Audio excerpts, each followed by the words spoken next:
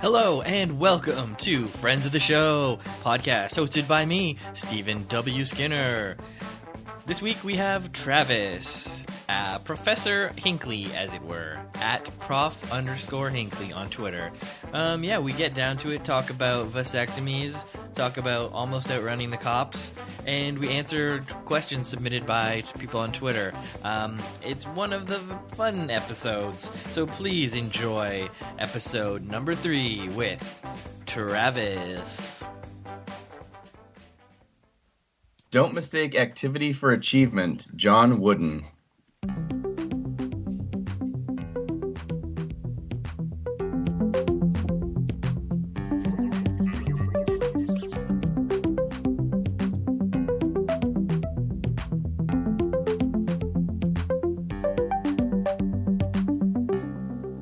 Hello and welcome to episode 3, the third episode of Friends of the Show podcast. Today I'm here with my guest, Travis, at prof_Hinckley on Twitter. Travis, welcome.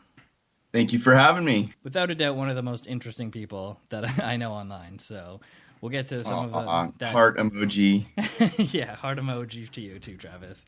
So we'll get into some of your antics later, but you sent me a few stories that you have. I asked the guests on the show to provide stories, and you gave me a bunch of different options, and I couldn't choose, so I think we're going to dive right into it and get going with some of these stories. The first story, entitled Vasectomy. Just right there, it's already off to a good start, right? Yeah, I love it.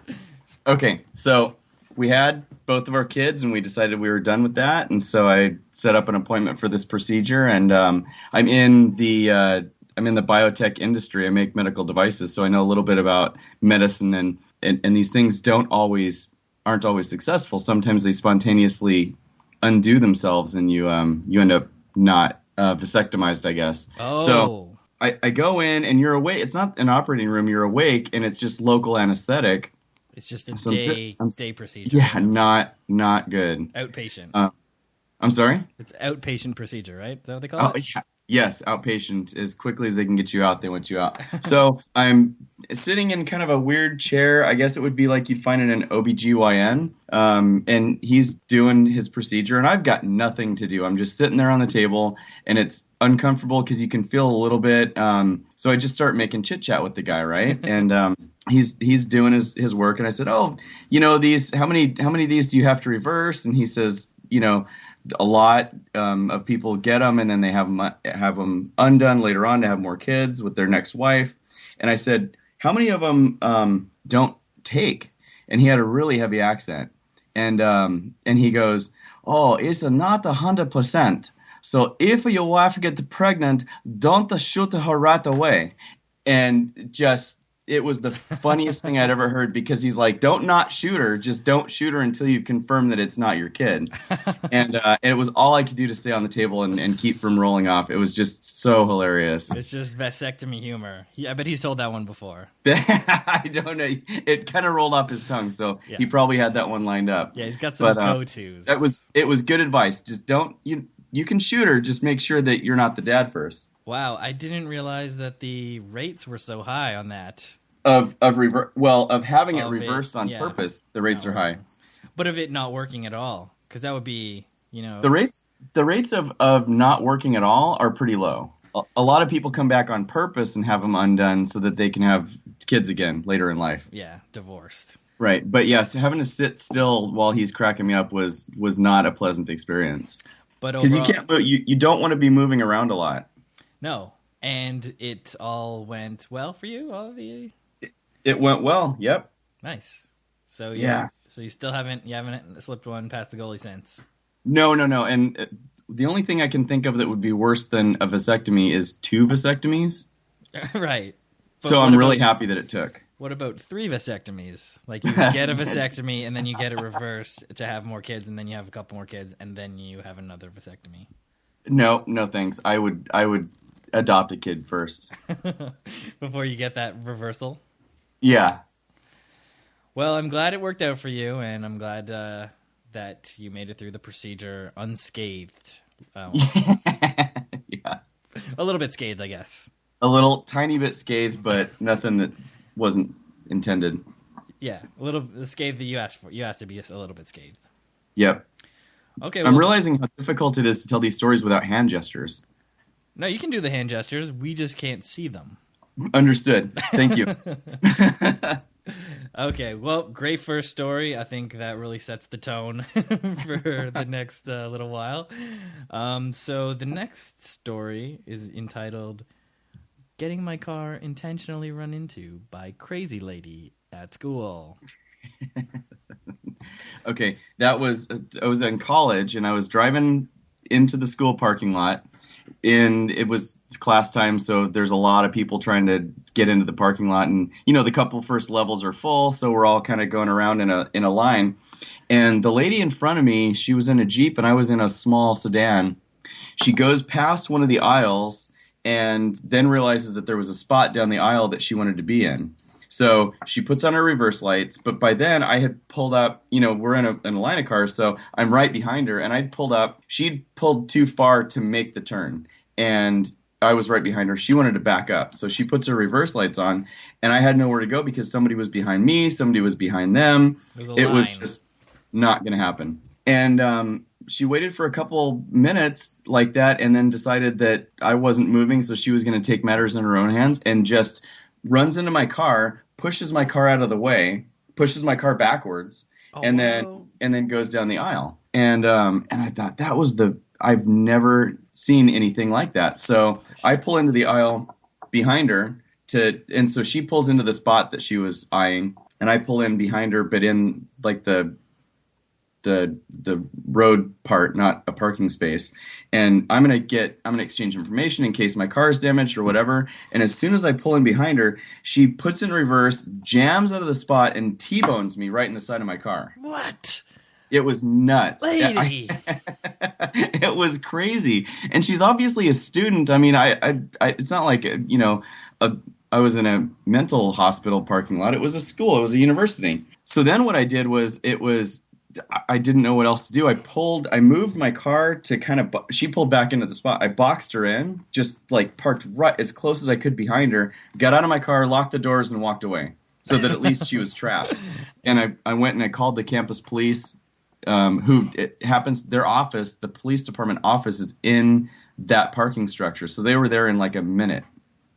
And the cop pulls up and he gets out of his car, and she jumps out of her car all pissed off, and he says, "What did you hit this guy?" And she says, "Yeah, of course I hit him. He was in my way. What was I going to do?" And they're like, "Good point. You're free to go." Yeah, he just looks at me like, "Dude, this is open and shut case. She just admitted that she ran into you on purpose." And she had great insurance too. I don't know what her problem was, but they paid for it. I got a rental car.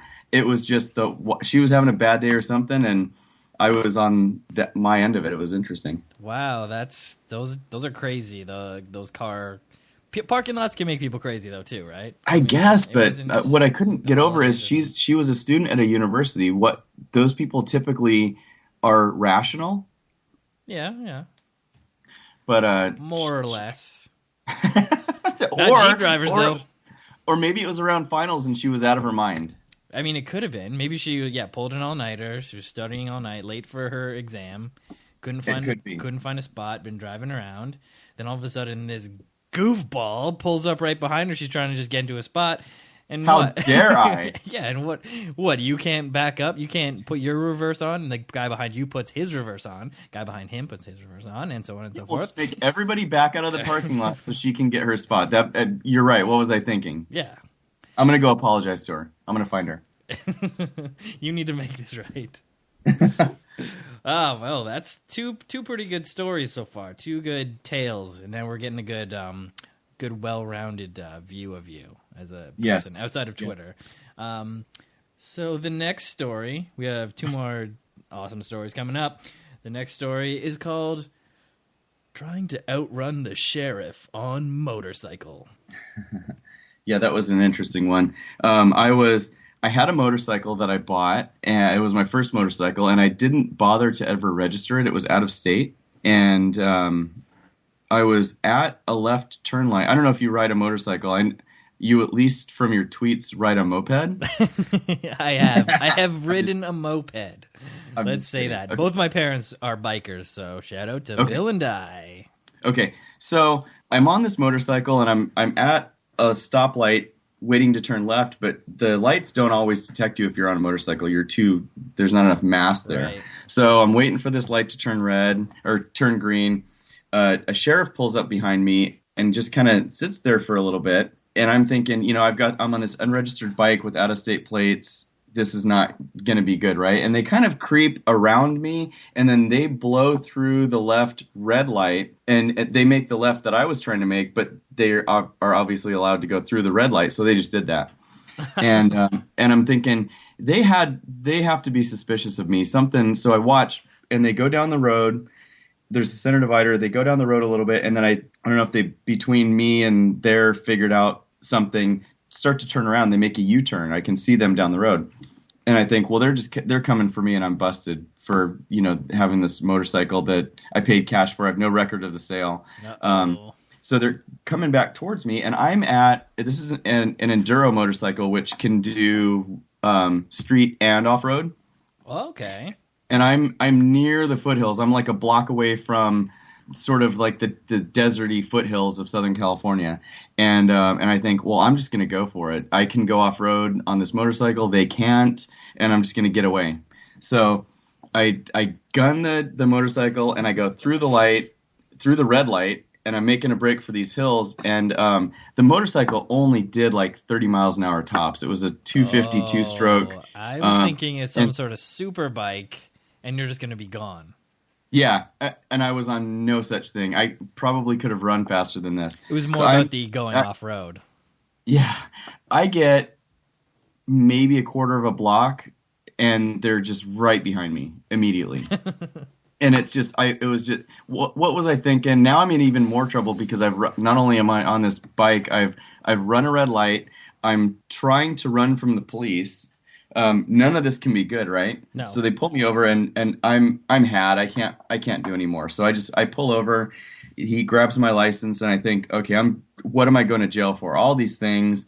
Who knows if the bike was even stolen? I paid cash for it from some guy, and lo and behold, this is before I think everything was hooked into the internet. It was like maybe 95, 96, which I think was my saving grace. The wire.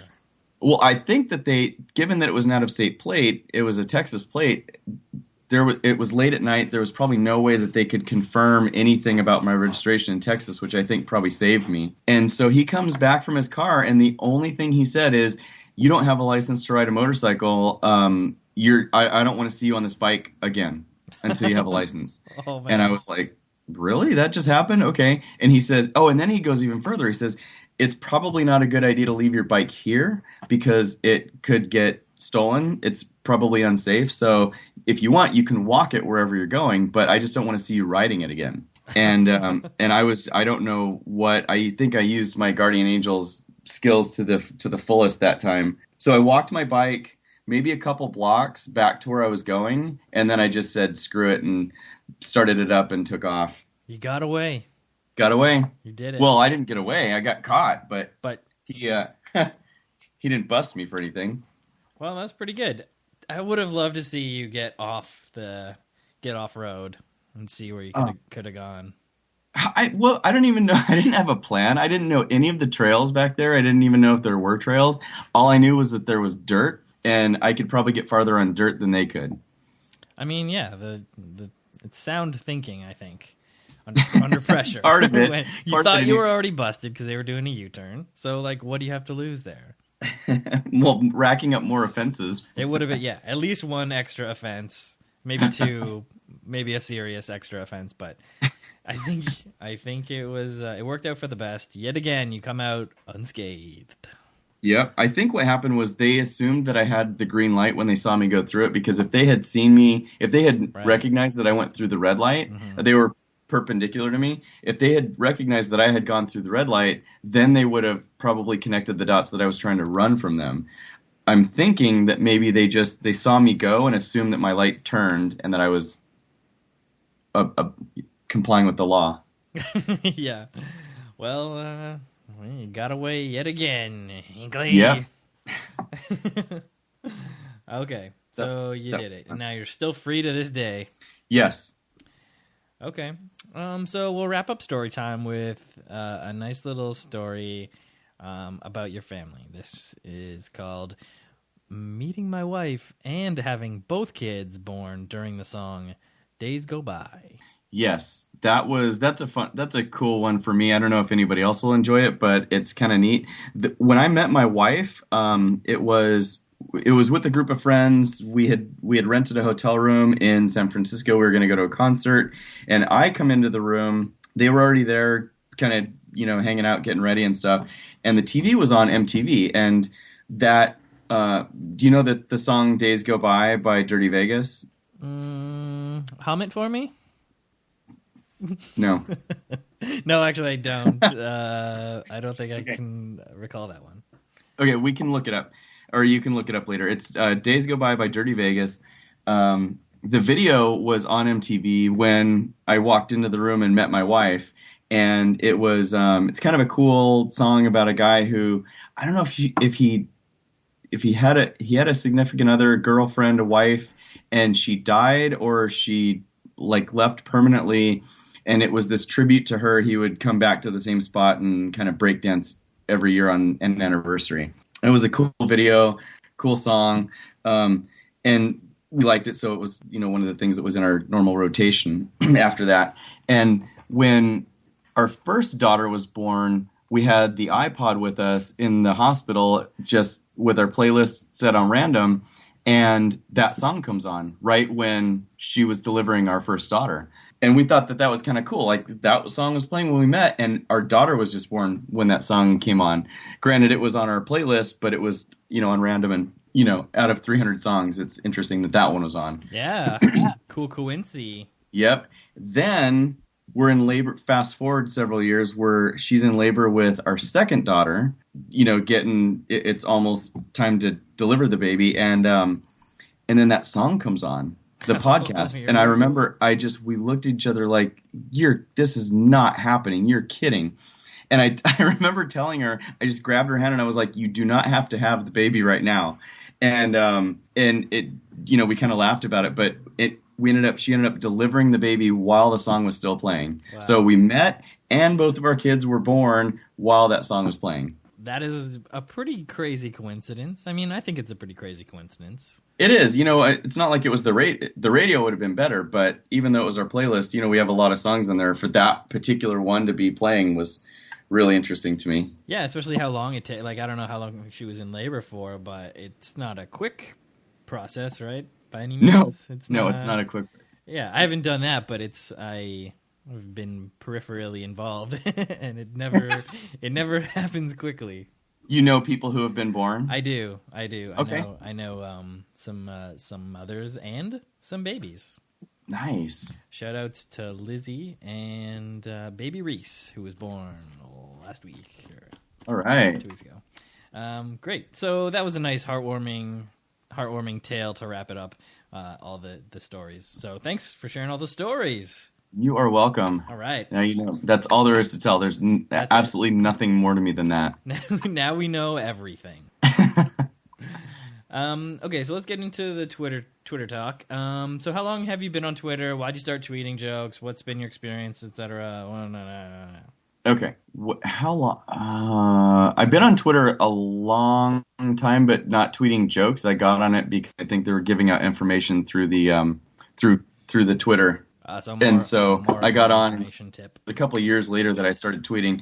I was on I've always liked to tell jokes and didn't really have an audience for it, except for my family, and they didn't really appreciate. I get it.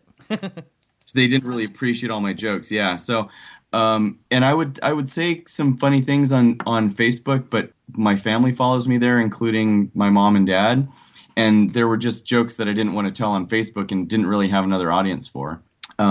So I started telling them on Twitter, and at first friends followed me, and then how it goes. There's the one person who finds all your funny stuff and retweets it, and it kind of went from there. But I think that all started, I want to say, early 2014. So 3 or so years ago. Yeah, 3 or so years ago. Cool. So it's hard to tell exactly because my original account has been burned. Burned to the ground? Burned to the ground. Deactivated? I deactivated and I left it for the 30 days and it lapsed. Everything's gone. So it's all gone. Everything is gone. Yep. Well, except, you know what? I might be able to find the exact date on the old Favstar. Ah, yes. They keep that stuff.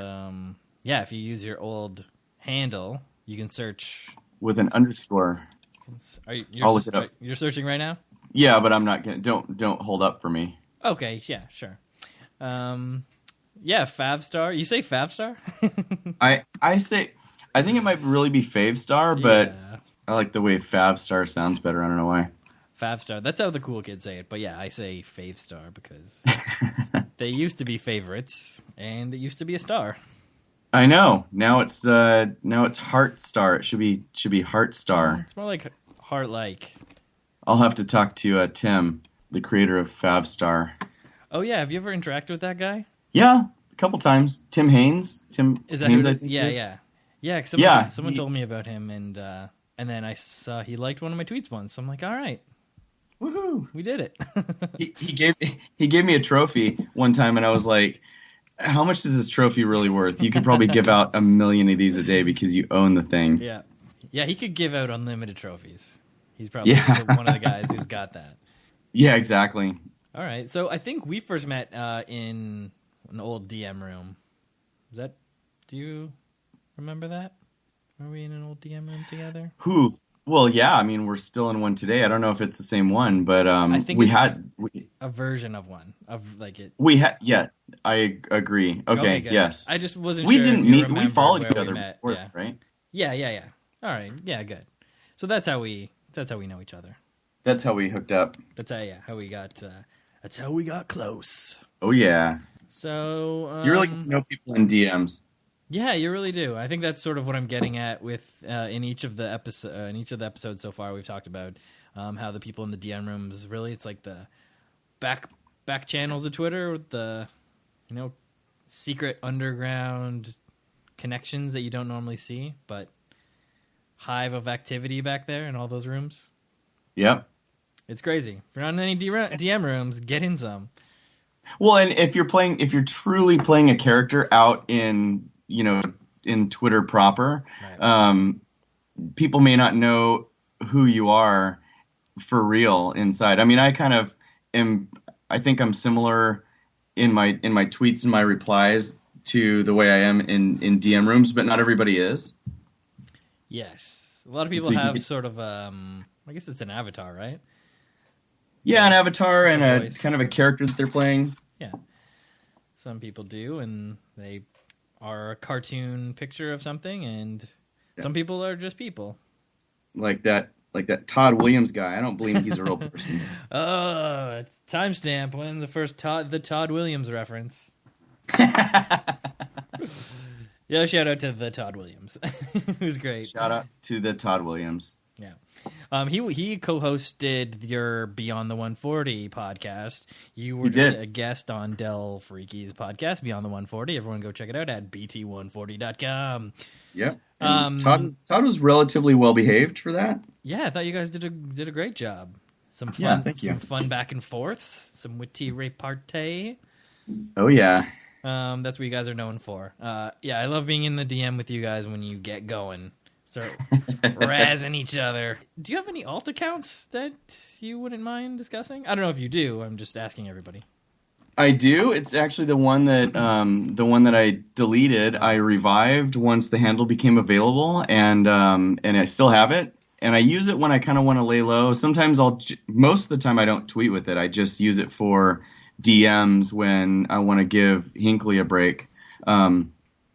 It's at Red the One, but the one is the number one. Right.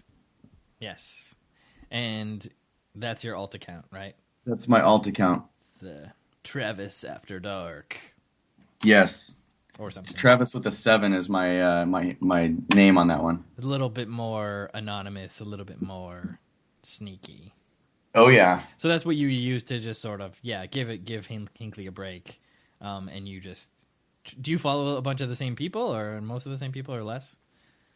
I follow fewer people there, but the same people, same group. Same general crew. Yeah, and So I'm you just can- not disciplined about who I follow there because I'm on it so infrequently. Right. So don't get upset if I don't follow you. But if I do follow you and you don't follow me back, go fuck yourself. Ayo! Meow, meow, meow. Telling it like it is on the podcast. On the cast. Welcome to the cast. Okay, I just like doing that voice. So I was going to talk about engagement, like what kind of things you do to engage with your followers, but I think we're going to get into that in a little bit. That's what we call a tease.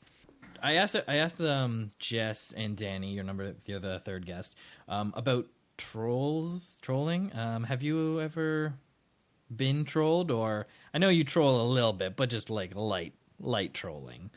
I do light trolling, and I troll people who should understand what I'm doing and know that it's not real trolling. I've never been trolled. Good, that's great. You did it. You got away. But Danny mentioned this in his answer. It's like you're in my demographic tends to not be the focus of trolls, right? Looking more at the female, perhaps, user base. I've heard a lot. Unfortunately, I have heard a lot more women who I follow. I've heard of it a lot more trolling from the women that I know on Twitter than the men.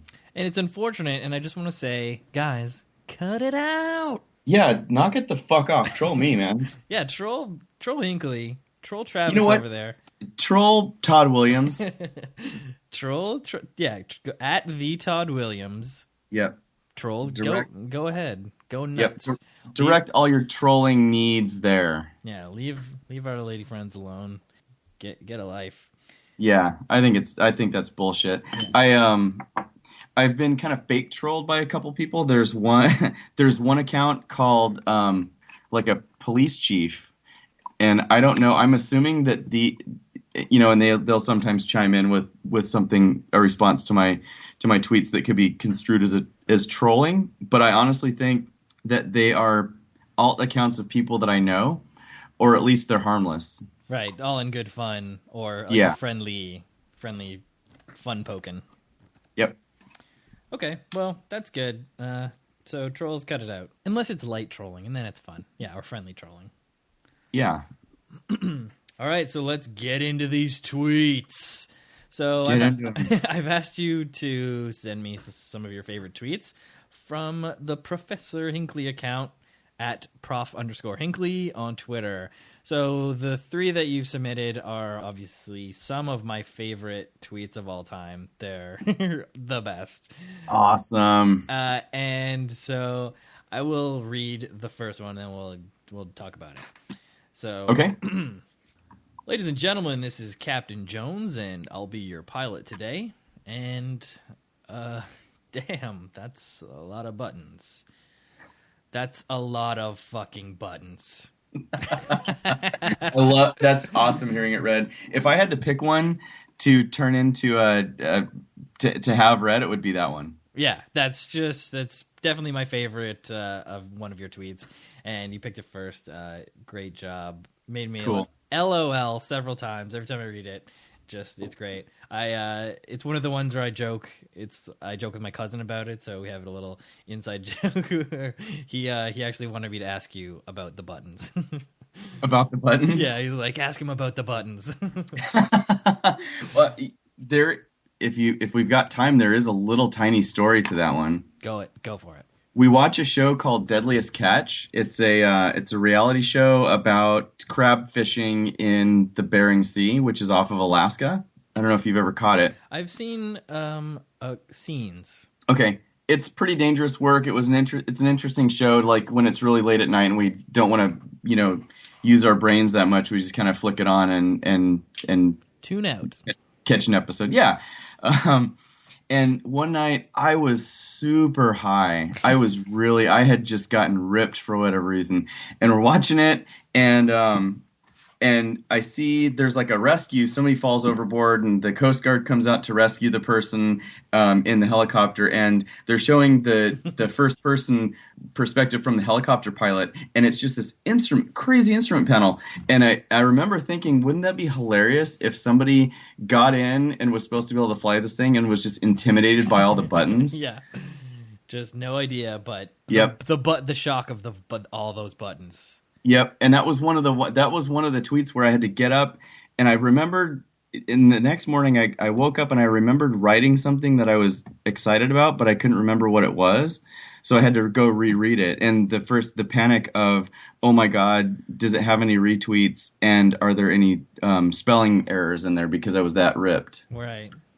Well, I'm glad that you did, and I'm glad that you were that ripped, because it's one of the best. It doesn't happen all the time, but once in a while. But on 4:12 p.m., March 12th, 2015. That's right. That's when it happened. Yeah. Oh, wait, 1:12 p.m. No, 4:12. Oh, you know why? Yeah. This is from my old account, and I redid it on March 12th. 2015. Oh, so this is a redo. So we won't even know the true stats on this. We don't, unless we go to the FabStar vault. We'll ask Tim Haynes. Let us in. Yeah. Tim, if you're listening, let us in. Tim, come on, buddy. Okay, so first tweet, amazing. So the next tweet, another Professor Hinckley classic. I hope my liberal use of made-up words doesn't make you discomfortable.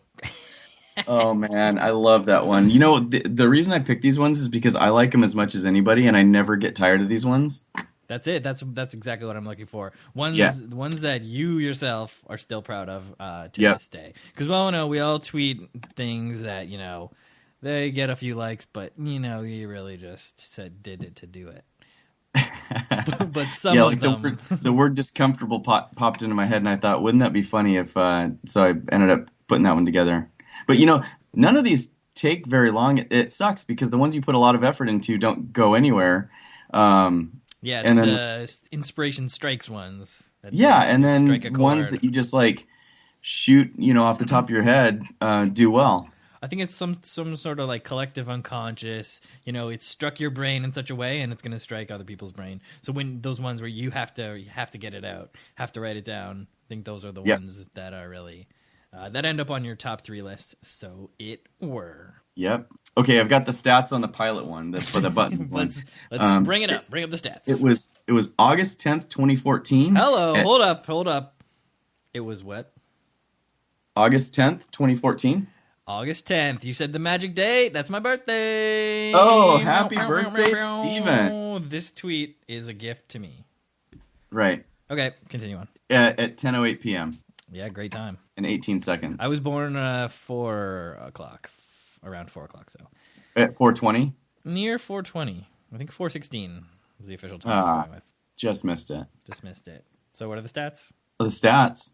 Oh, I thought you were bringing up the stats. Oh, just the timestamp. Sorry. Oh, the timestamp. Okay. I thought we were talking about the action that it got.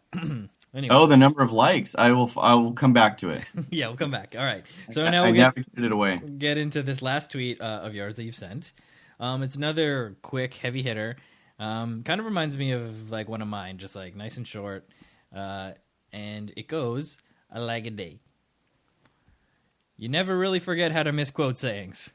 It's like buying a bicycle. Like buying a bicycle, but it's not a saying. I love it. I just imagine how angry this might make people, and that alone pleases me. That's what you're going for, to make people angry. Exactly. Well, as we'll find out in a couple minutes here. Okay, so then I asked you to submit some tweets from other people who you love and admire on Twitter. So your first tweet is from big Twitter account at David Hughes. And This is one of those all-time classics. I think Jess and I talked about the clenches fist scenario, the clenches fist sort of trope on Twitter. And I think this is the birth of that, right? It's got to be. It has to be. I hadn't seen anything before, and it just cracked me up, and it does every single time I see it. Okay. Am I reading it? Yeah, go ahead. Okay. So this is this one of the scene setup ones where some of the stuff isn't spoken. It's in brackets. And it's Sees Girl reading Catcher in the Rye. Ah, I love that book. The way he just clenches fist, catches all that frickin' rye. The clenches fist, yeah. Just, it's one of those tweets where it's hard to read because there's some stage direction. But when you read it, the clenches fist really does it. so awesome. So good pick. All right. Good pick. Next tweet from Kyle McDowell86. And this is another one of the scene. They're all scene setup ones. So this is wakes up with a hangover. What happened last night? Carrot Top in bed beside me. Good morning. Me. Carrot Top, my love. What happened? It's just one of the best twists. You never see it coming. It just throws me. What happened last night? And then Carrot Top's in bed with you, but that's not what happened. That's not the alarming part. Yeah. It was just, it's brilliant. Love that one. So shoutouts to Rad Kyle. Great work. Yep, nice job, Kyle McDowell. Less cat food eating, more making these tweets, please. Yeah. Okay, great. And so your final tweet that you picked was from a friend of ours, Dan O'Brien, at other Dan O'Brien on Twitter. The other Dan O'Brien, yep. Okay. Testing cat human translator. Scientist. Cat, what's your name? Cat, I am Kang the Destroyer. Owner, it's not working. His name is Socks. Another classic one. Dan, you did it again, Dan. Dan always does it. Dan's great. So yeah, follow those guys. They're obviously some of the top tweeters going out now. All right. So, we did okay, it. all right. Now, the next part is the Twitter questions. We've asked our friends on Twitter to submit questions, and boy, did Twitter come out strong to support Professor Hinckley's appearance on the show. So, let's start flying through these. Our first question comes from our good pal Timmy at the Timmy Toes. Thanks for your question, Timmy. Question: what's the worst physical injury you've had? Oh, man. Wow, I didn't even see this one. I'm unprepared for any of these, so this is just you get what you get. Yeah. Okay, the worst. I haven't had a lot of physical injuries. Man, nothing really major ever. I put my hand through a window one time. My brother locked me out, and I was beaten on the door, and it was one of the doors with a pane of glass in it, and I ended up punching right through it accidentally, and it cut my wrist, but I didn't even need stitches. Okay, so it's all minor stuff. Another like the most pain in the ass injury I've ever had is Achilles tendonitis. I'm a runner. Ooh, yeah, that sounds bad. And prepping for a race, I got tendonitis, and I really wanted to run the race, so I couldn't take time off and rehab it, and that was kind of a challenge, but. In the scheme of things, those are super minor injuries. Yeah, pretty minor. So, yeah, consider yourself lucky. You've gotten away from serious physical harm. Yeah, watch now tomorrow. Uh-oh, I jinxed it. Wait, let's knock. I'm just going to get fucked up, and we're going to have to do a repeat of the podcast so I can re-answer the question. Yeah, well, tune in for that, folks. Okay, Timmy, I asked also for some advice if people wanted to ask your advice, because you're incredibly knowledgeable. You are a professor. So the advice that Timmy wants to know is, should I train to draw a perfect circle freehand? Okay, this one I did see, yes. And my response is, you're an engineer. You should already know how to do that. Ooh, shots fired. Engineer. Shots fired, man. Come on. He gave me, this guy is a structural engineer, gave me advice on home repair, pretty major heavy-duty home repair, and he doesn't know how to draw a circle. No, a perfect circle. Well. Can you even do that? I only want the best giving me home repair advice. Well, there you go, Timmy. Your questions have been answered. Moving on. So, next question comes from our good friend Annie Bean at Nada Beanie, and she went deep. But we'll get into her follow up questions later. So this is her top level questions. Some of the questions here: does he actually floss? What is his favorite kind of floss and why? What is his relationship like with his dentist?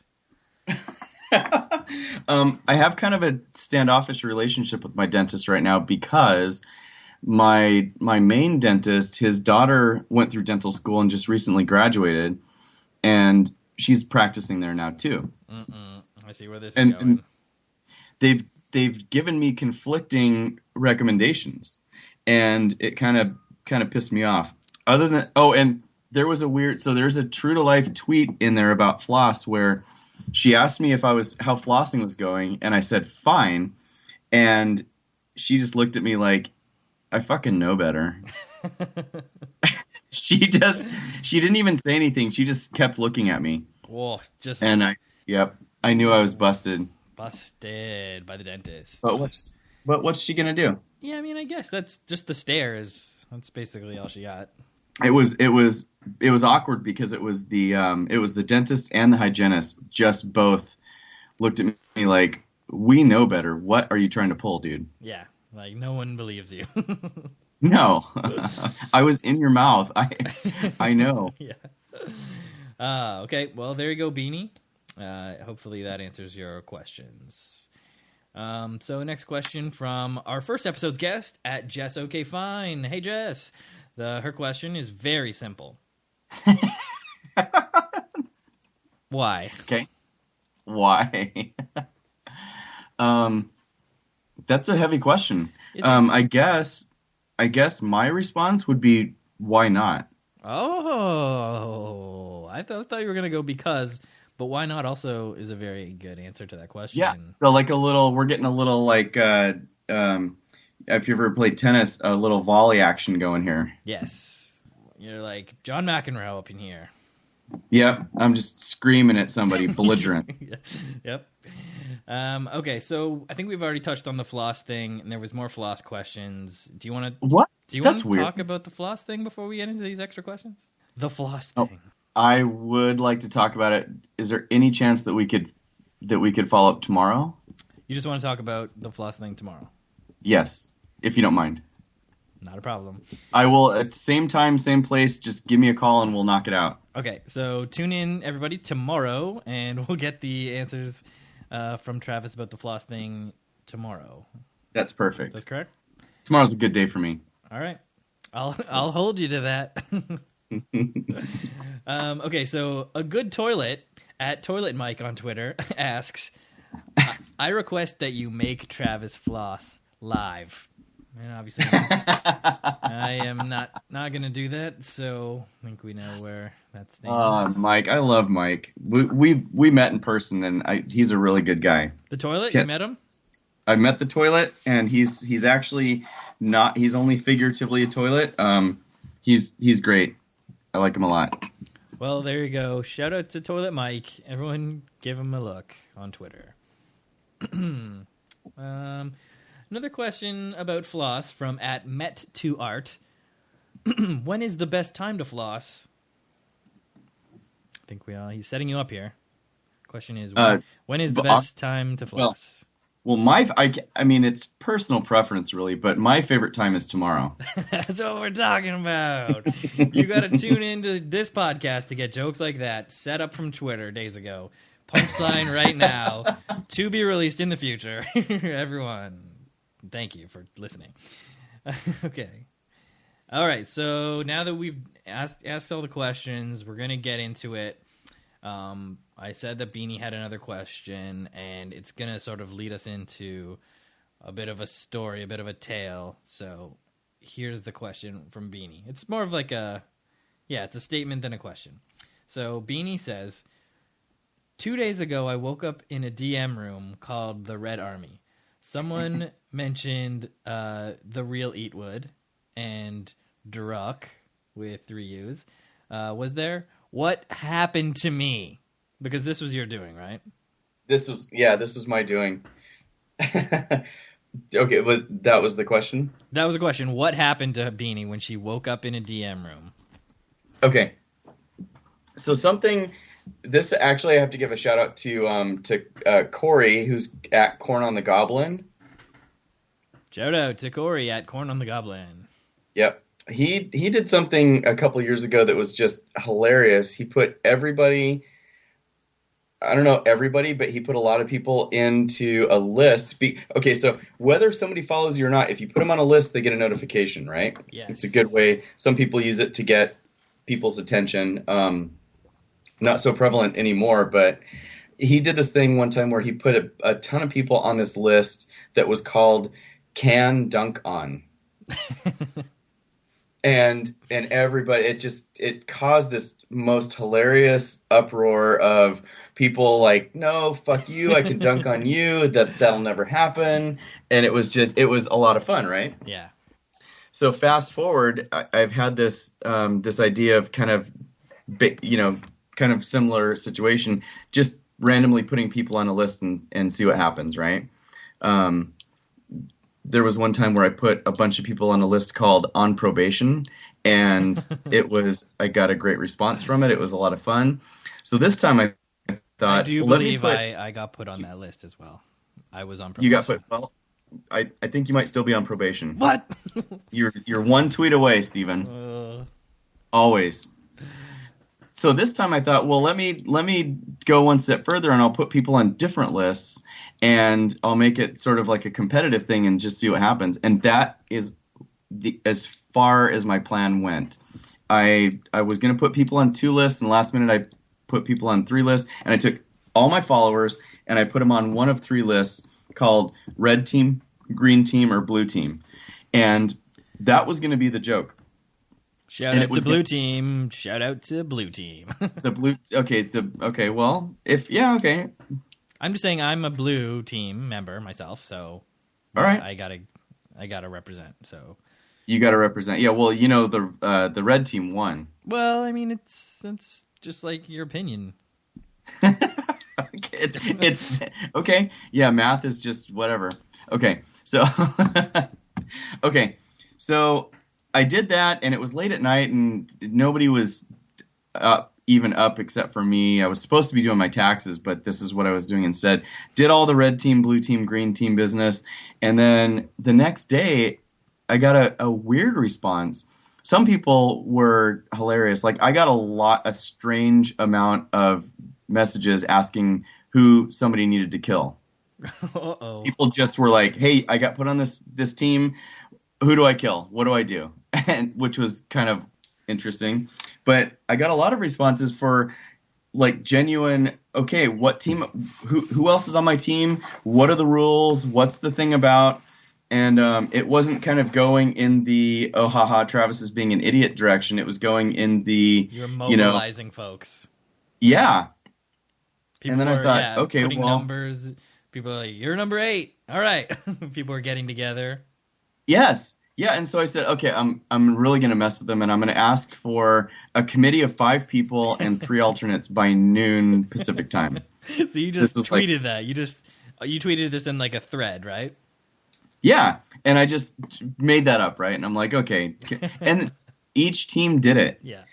And so now I'm really in trouble because I have no plan. That wasn't even in the plan. I was just going to make a joke and put people on lists. The list so was here I the am, joke, and now knee deep. Yeah. And somebody, so I don't know her exact handle, but I got to pull it up and give her credit for this because she really helped. Claire Downs is her name. Claire C. Downs.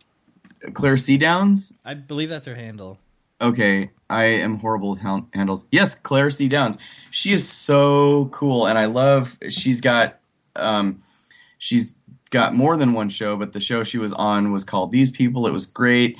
She messages me and was asking about it, and I just said, it's just me being an idiot like normal. What else is new? Blah blah blah. And then after I formed these committees, I forget the sequence of events, but I was chatting with her and she said, well, you should do a contest where people write stories in a thread. And I said, great, I needed something like that. So I took that idea, communicated to all the teams and it was a good thing that I had set up the committees because I put over 200 people on each list and there's no way I could message that many people. So what I did was I said, okay, let's do that. Let's do the contest. And what we did was each team So the committee thing ended up being a good idea because I could get in a message room with each committee, and then I could tell them, and then they could reach out to anybody else on the list and involve them in the contest. So it made my sort of communication a lot easier. And I said, okay, here's what we're going to do. You guys are going to write a thread, involve as many people as you can from the team that I put you on. Here's where you can find the team list. And I started each team off with a keyword that they had to use in their story, and then a 24-hour time limit. And so from there, it really started to gel, and then I had to pick. I wasn't going to judge unilaterally because that can kind of cause trouble sometimes. So what I did was I put together a judging panel, and some people were nice enough to join me on that judging. Not join me. I didn't vote. I didn't even take a vote. The judging panel was okay. So the group chat for the judging panel was called Ridicu Challenge 2017. So that's the unofficial title of this project. Yes, yes, and I believe that was put together by, let's see, The Real Eatwood. Danny, yes, guest and friend of the show.